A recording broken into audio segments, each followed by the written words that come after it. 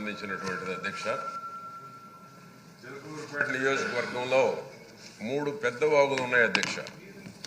ఓగేరు, కుప్పగంజి, నక్కవాగు. ఈ 3 కూడా పూడికతో నిండిపోతా ఉన్నాయి అధ్యక్ష.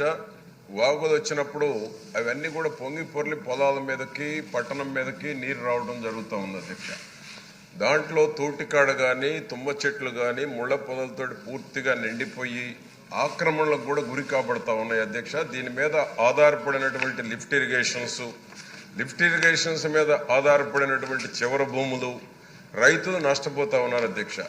మీ ద్వారా అడిగేటువంటిది, ఈ వాగులకి మరమ్మతులకి, కంప తొలగించడానికి, ఆక్రమణకు గురి కాబడినటువంటి తీసివేయటానికి సర్వే చేసి ఈ వాగుల్ని ఏదైతే ఉన్నాయో కాపాడాలని, దానికి తోడు అధ్యక్ష దాని మీద ఆధారపడి లిఫ్ట్ ఇరిగేషన్లకు కూడా నిధులు కేటాయించి చివరి భూములు ఉన్నటువంటి రైతాంగానికి ఆ లిఫ్ట్ ద్వారా నీరు వచ్చేటువంటి విధంగా నిధులు కేటాయించాలని మీ ద్వారా సంబంధిత మంత్రిని కోరుతా ఉన్నాను అధ్యక్ష.